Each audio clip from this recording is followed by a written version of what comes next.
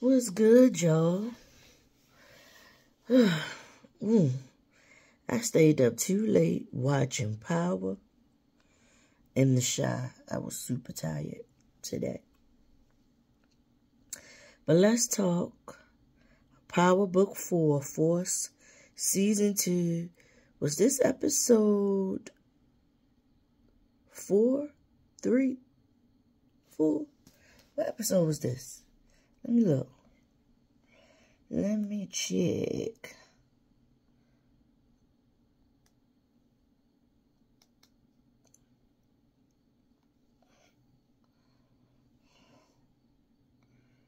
Yes, I was right. Episode 4.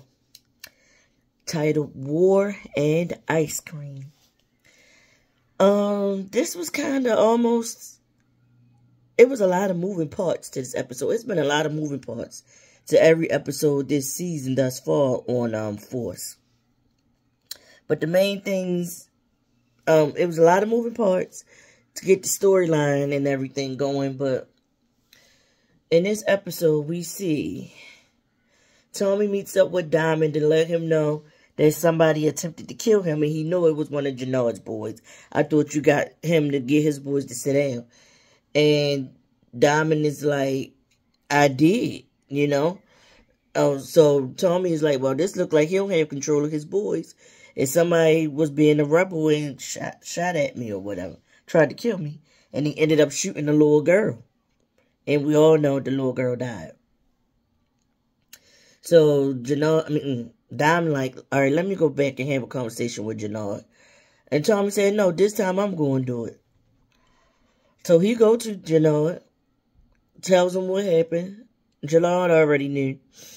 But he told Jenard what happened. And he was like, you going to bring that person to me or you going to deal with it. And if you don't deal with it, and I have to deal with it, you going to be next. I was like,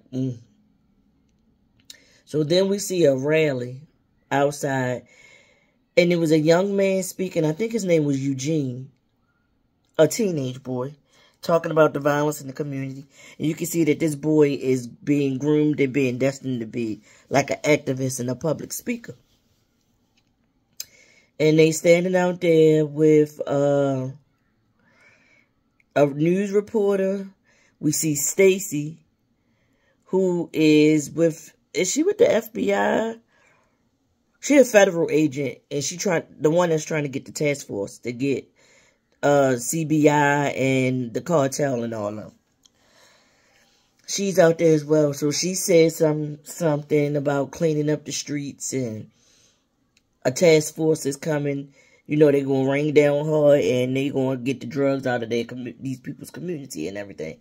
Meanwhile, while the speech and the press conference or whatever you would call that was going on, who do we see? We see Ahmad Ferguson. And he's the young man who plays Bakari on The Chi. We saw him on here in 2 scenes. We saw him in this scene, him and the guy, do they call him Bubbles or Big Smurf or something Smurf? It was a heavyset guy. Them two, Ahmad's character, I forget what his name is on here. But his character was the one who had the cousin that was in Indiana. So he works with him, and they working for Diamond. We see them in the basement of the barbershop. They getting the drugs together at some point too, because they getting it together. Diamond asked his girlfriend, they got to get rid of them drugs they stole from Miguel. Miguel has a feeling it was Tommy and Diamond, I believe. He's pissed. He calls Tommy and Diamond over. And he got 2 guys from his crew sitting there. And he said they betrayed me. They the ones who did it. So he put something in their mouth to muffle their screams. Takes one of their fists. Put it in their stuff. It looks like the same thing that I see them using on, I forget what it's called. But they use it on Top Chef a lot to make something that's hot, make it cold and freeze. It's something, but I forget what they call that thing. But I know they use it a lot to make ice cream real fast and stuff like that. Different things like that. Or some kind of cream. But anyway, Put the main hand in there. The hand come out. It look like stone. He tells Diamond and Tommy to come over. And don't make him have to say it twice. Diamond holding the guy, one of the guys. And he tells Tommy to, he give Tommy what looks to be like some big wrench. And then he has the big heavy duty power hammer like Thor, Miguel. And he just bang and knocked that boy hand clean off his wrist. That is some serious torture. He told them to leave. And they asked why did he call them over there for them to see this. And he was like, because I want y'all to see what happens to people who betray me. If I do this to people in my own camp, imagine what I'll do to you. Tommy and Diamond leave. But the crazy thing to me is they leave out, go right outside, and start yapping about the drugs they stole the night before from him. And how do they, Diamond like, I think he knows it was us. Tommy like, no he don't. He don't know. He got the people he think it is. I'm like, Tommy, no. He know y'all probably had something to do with it. He don't know the extent of it. But he has an idea. And that's why he made y'all look at him do that to those people. Like, and then the fact that y'all talking about it right here, right outside the doors.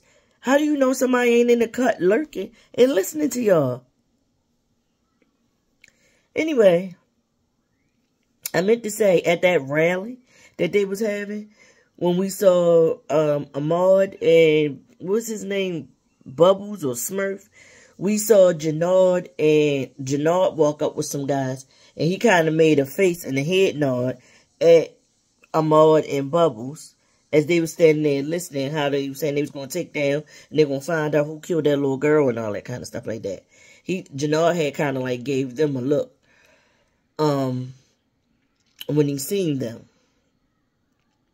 We get a scene where Diamond is shaping up the parole officer. Bubbles comes upstairs with the bag. The parole officer notices. So the other old man in the barbershop, to play it off, he said, don't hurry up, boy, you move too slow. And he said something like, you know, this is my nephew. I had to promise my sister that I would take care of her grandson. Try to help him out, get him on a straight path or whatever. And he's like playing it off, making it seem like the boy was downstairs doing something for him and he going to go get him some scratch offs and some stuff to throw the parole officer off. I was like, good, quick thinking, old head, or whatever. So the boy, and he pulled his ear in a way, gave the boy a nonverbal cue, like to get the fuck out of here, because his ears around, basically. So the boy took heed, left. Meanwhile, we got Tommy talking to him and telling him to follow Jannard to make sure, Bubbles, follow Jannard, make sure Jannard finds, I think his name Lil K, Loose K, or something, it's something K, to figure out where he is, so that, you know, they can take care of him for trying to kill Tommy, and the fact that he killed this little girl, bringing eyes down on him, and, I mean, the task force was already coming. She was trying to already get the task force, and this death of this little girl sealed it, and got her the task force. So, Stacy's husband, he is that, homicide investigator. We see her at the office. She announces to her people that CPD, the FBI, and another branch, are all coming together to build this task force. The husband comes in, asks her, can he speak to her? They go in another room. He like, you play chess, not checkers. I know what you did here. This is a conflict of interest. Why would you have me come and help you on this task force and we married? And he was like, that was some underhanded stuff. And she like trying to play it off like she just wanted the best person for the job. She know he was going to find out who killed that little girl and all that kind of stuff. She know he good at his job. And he was like, you just put our marriage and anything on the line to get wherever it is you're trying to go in your career. He was like, because I know you're trying to get to the point where you can run for mayor. I was like, oh, wow, so that's what it is. All right. So he goes around, he's doing his investigation, trying to figure out where Kay hiding at. Because Kay, of course, laying low. Jannar goes to Shanti, is her name, at the boxing gym.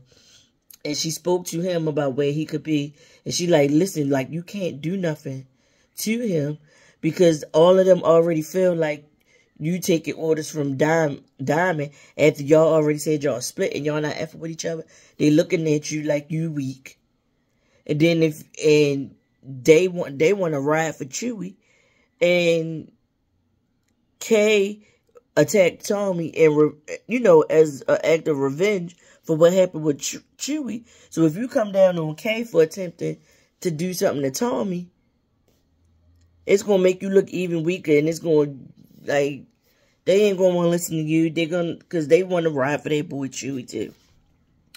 He like, so I'm stuck between a rock and a hard place. She like, yeah. And he said, I see what's inside you. And she was like, no, I'm just telling you what it looks like, how it appears, and it's like, I'm not taking no sides. I always got your back. I always got your back, Jannar. So she finally tells him where he might be able to find Kay. So we see the homicide detective go over there. He figures out where Kay is. Kay is at his grandmother's house. On the west side, they said. And the grandmother's out there doing something with some plants, some garden, some nursery stuff, because she got all these plants and veggies and stuff. Garden out there. And he like, where's your grandson? I want to look out for him. A car got shot up, and in the midst of it, a little girl was killed. Stuff like that. The grandmother like, he ain't here. I can tell him you came by, but he ain't here. And she kept looking up at the window. I said, his ass right there looking down. So when the homicide detective leaves, she looks up at the window again, and he's closing the curtain this time.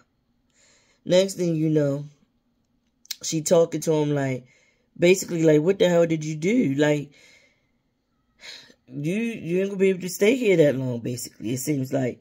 So after a while, we see him going to dump Kay. He leaves the house. He going into the alley or wherever that was to go dump the trash. Who out there but Jannar? He turned around, Jannar got the gun on him. Like, nigga, I told you to stand down and you disobeyed me. And now this little girl dead and people down on my ass and you trying to start a war that don't need to be started. Chewie was doing the most. And I know you wanted to avenge Chewie, but Chewie was doing the most, basically. And the grandmother came out and said, y'all want some cookies? I'm like, what the hell? Why is you coming outside? But she knew what she was doing. She was protecting her grandson. And Jannar took some cookies and said, oh, they're good. And she looked up at him and said, you know what? With that cauliflower ear of yours, it would be so easy to pick you up out of a lineup. But not nothing happened to me. Or, no, she said, if something happened to my grandson, you best kill me too. Because it'd be so easy to pick you up out of a lineup with that cauliflower ear. I said, oh, fuck. And he like, oh, fuck too. So, he leaves Kay and goes on about his business. Trying to figure out what he gonna do. This motherfucker in the car, bipping crack. Dope. He sniffing dope. I said, oh, God. Knew he turned into a basehead.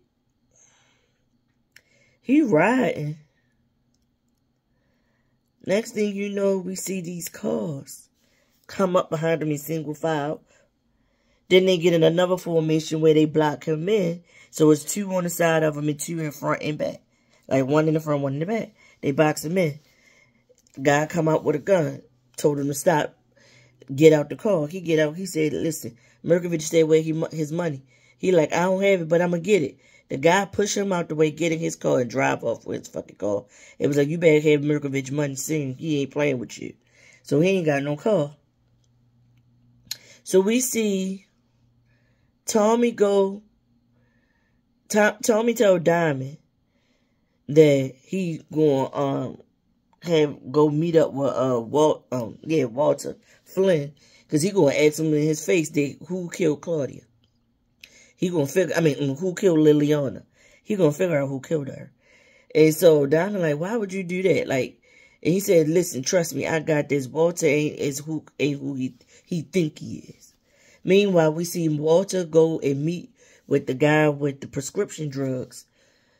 We see Walter go meet with him. He takes Vic with him. The guy, they seal the deal. Walter give him the money to pay for the drugs. And they like, yeah, this is going to be a great deal. And the guy's like, so you good. You're going to put it down in the black community. And Walter like, yeah, we're going to flood the south side with these. And the guy's like, yeah, because who cares if a bunch of monkeys drop. And that offended Vic because he was in love with Gloria. And he pulled the gun on the guy. And he like, what the fuck? Who cares about that? Or whatever to Vic. And Walter's like, calm down, son. Like, we in this for the money. And Vic like, yeah, you right. Playing it off. Because remember, we saw Vic talking to Gloria's tombstone, saying that he gonna fuck his father from the inside out by going to work for him and fucking shit up for him. So, he get the information about where the drop is, where to meet the guy to get the drugs or whatever, because they didn't pay him. Vic goes out there, sits in his car, burn the phone, call the police about a drug deal going down. He see this white guy down here with these drugs. Takes the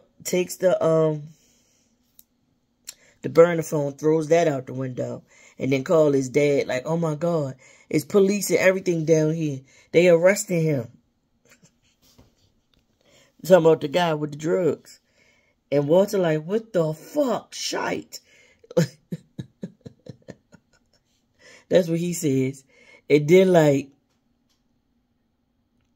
we see Walter have a meetup with Tommy.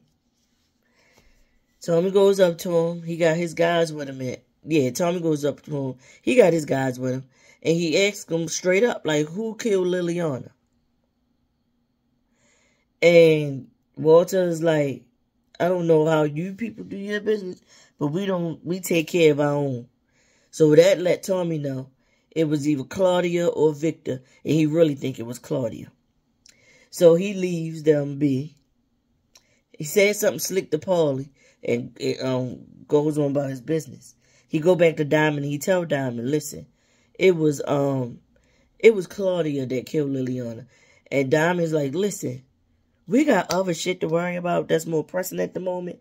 And you can't go over there killing Claudia off of a hunch. You got to get it confirmed before you do what you're going to do.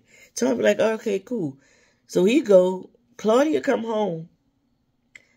And her safe has been opened. And her stuff, her jewelry and money and stuff is stolen. Because she did something with the books at the clinics where she didn't block her father, from getting any money out of the clinics and stuff, since he screwed her on the opioid deal or whatever and put Vic in instead of her.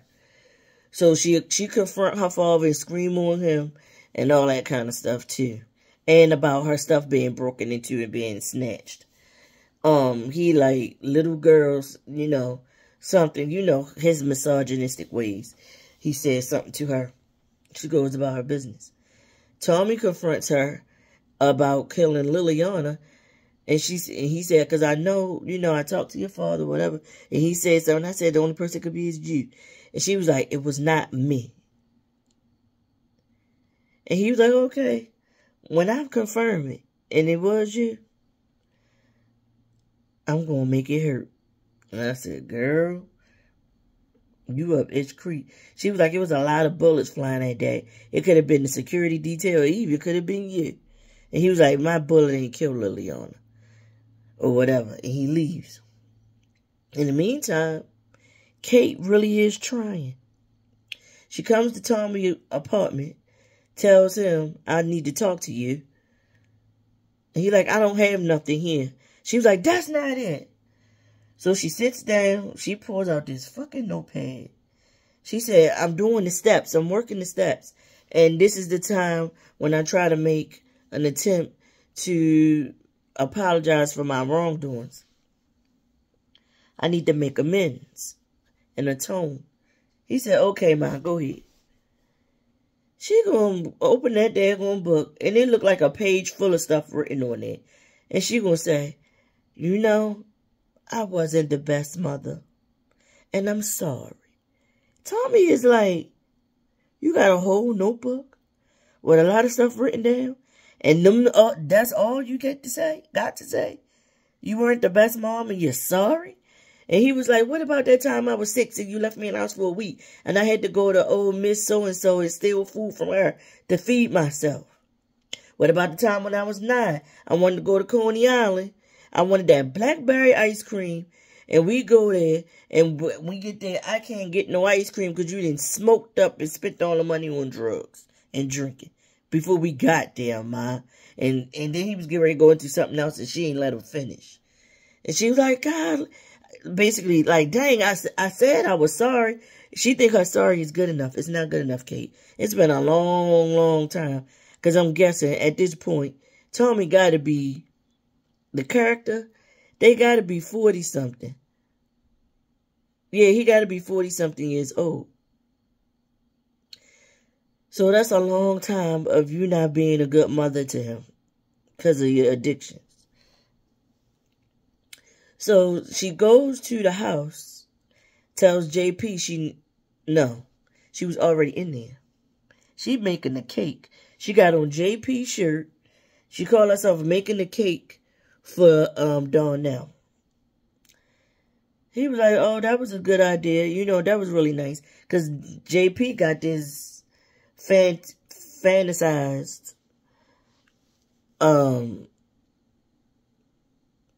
what's the word I want to say?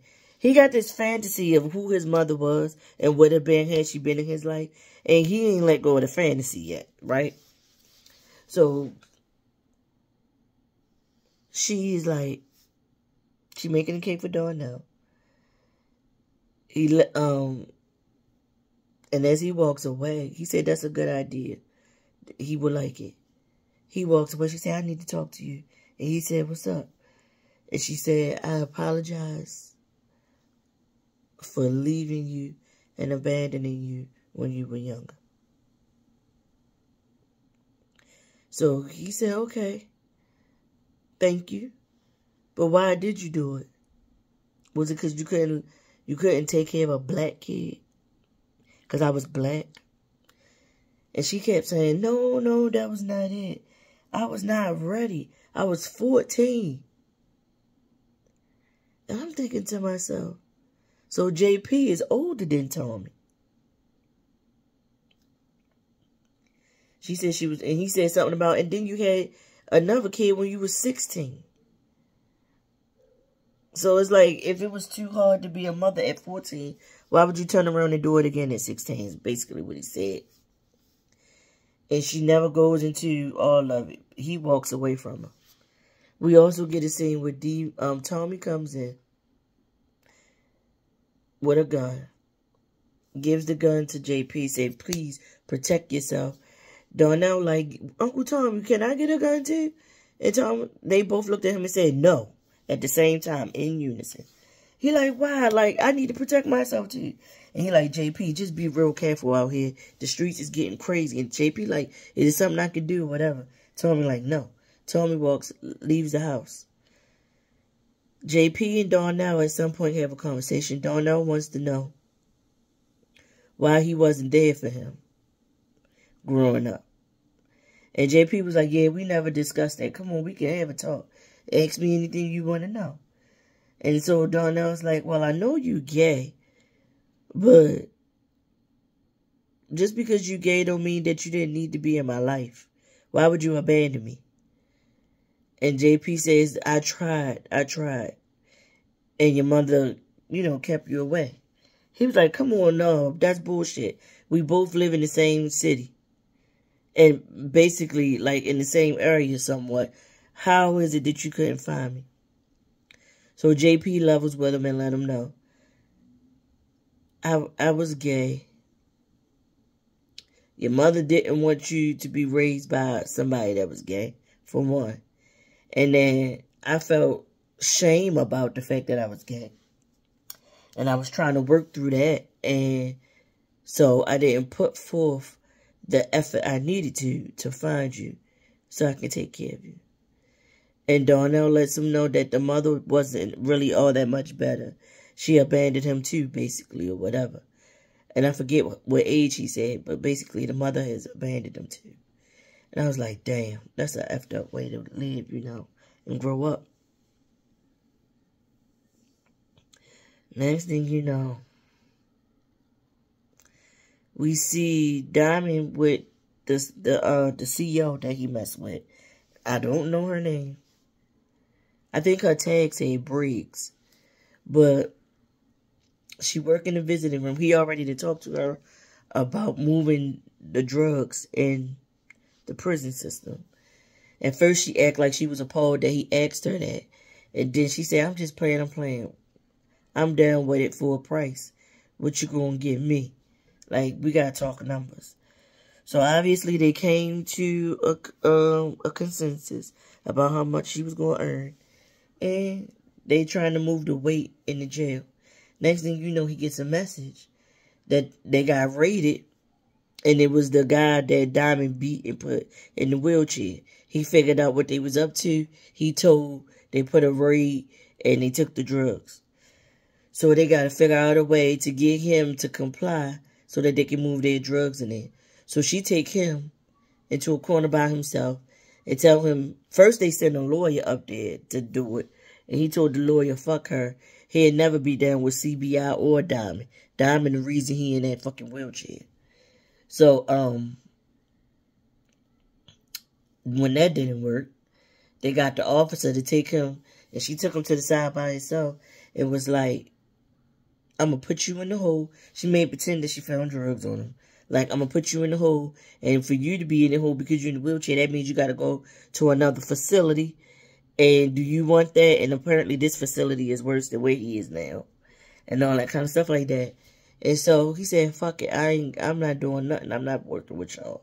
So she starts to walk off, and then he reconsiders because he don't want to go to that other facility. So now he down. Excuse me. We see Bubbles is still watching Jannard. He was watching Jannard when he seen him approach Kay outside taking out the trash and everything. He was watching him then.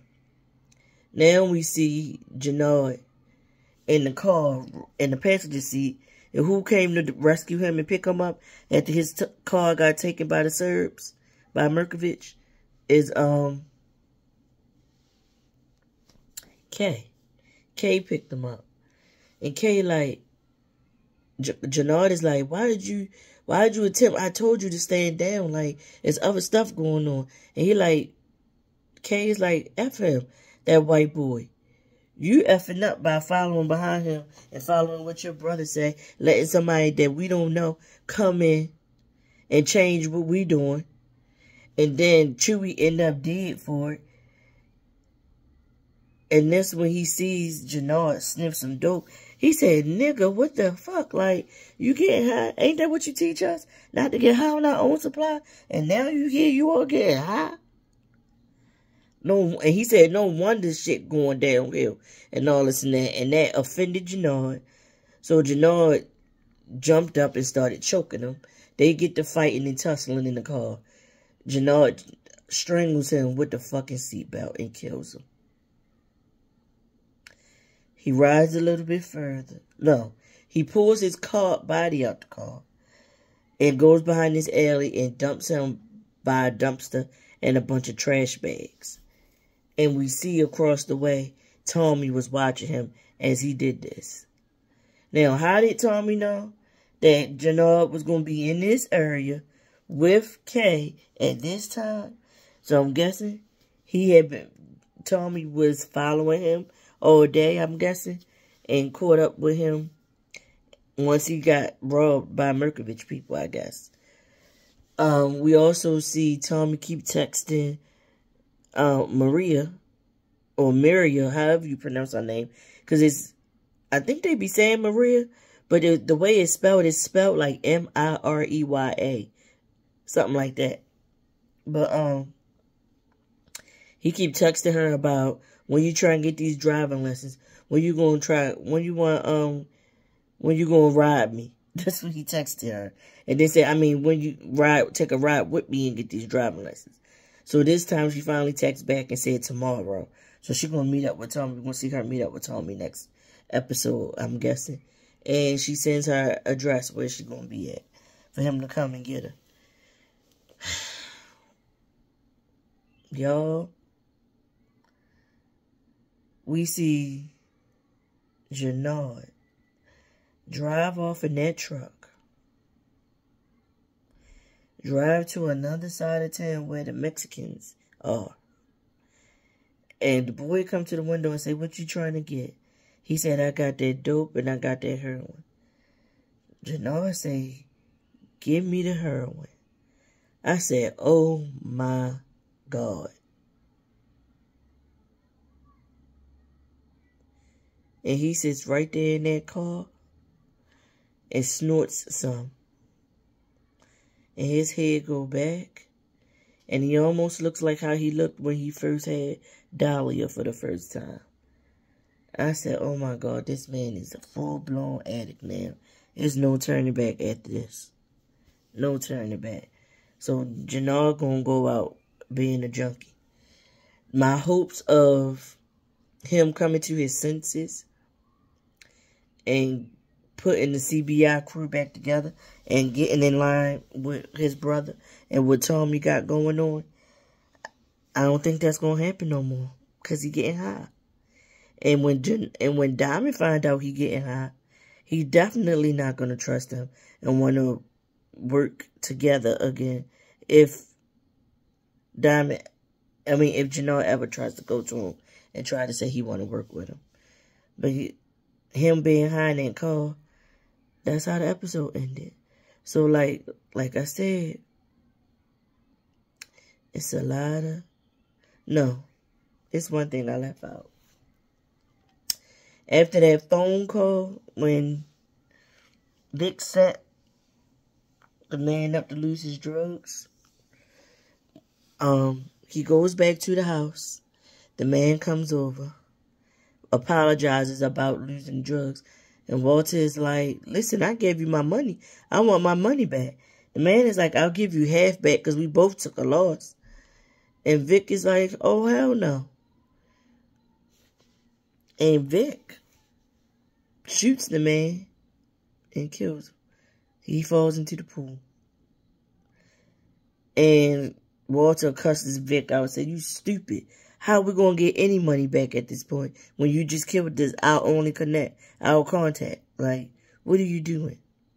But Vic know what he doing because he smirks to himself after he does that and after Walter turns his back towards him. But somebody said it, and I believe it to be true. I think my mom said it. My mom said she believed, this was last week, not this episode, but she felt like those bad drugs, somehow Paulie's son gonna get a hold of those drugs and he gonna be a casualty. And that's gonna split Walter and Paulie up because my son didn't die from these drugs you put out in the streets. And that's a very real possibility. But yeah, this was another good episode. We even saw Kate, after she did what she needed to do to make amends with her sons. We saw her at the AA meeting, and she spoke up. And she said that she did have that baby. She said she had a baby when she was young. He was black. She left him. Her mother told her, what you going to do? How you going to take care of a black baby? And how it's going to look and how hard it's going to be. And that's why she left that baby and left Chicago.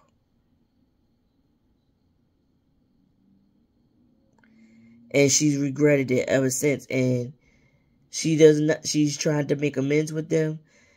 But the way she feels like crap right now. Having to say it out loud and really come to terms with what she did. And the only thing that she could do back then to ease the guilt and shame and all the negative feelings that she had was to drink and do drugs. But now she trying not to do those things. And I believe she said she got like 10 to 12 days clean at this point. And she trying to stay strong and not go back to the drugs. So yay for Kate. At some point, in one of the scenes, Tommy come home. And when I say he come home, he comes to JP's house, the grandmother, to Miriam's house, because that's where they at. They staying in Miriam's. He comes there, Kate on the couch sleep. He look in the freezer, and the blackberry ice cream is in the freezer. He eats a spoon or two, tries to get Kate to go upstairs and go to bed, and he gets an alert, a text on his phone. I forgot what that text said, but he is happy, and he tells Kate thank you. And she tells him he welcome. And basically, that's all that happened in this episode. I ain't mean for this to be 36 minutes. But, it was another good episode. I hope y'all enjoyed me just relaying what happened.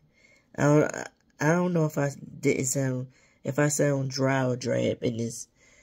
But sometimes that is kind of like my personality. Kind of like dry with it or whatever. And I hope that y'all made it to the end of this. And the way I'm giving these reviews or relaying what actually happened. Because I feel like it's more of a telling y'all what happened. It's not actually a review. I think it was a good episode or whatever. Like I said, they still laying some foundation. And they got so many stories working in tandem with one another for this one major story. But that was Power Book 4 Force Episode 4 from Season 2, War and Ice Cream.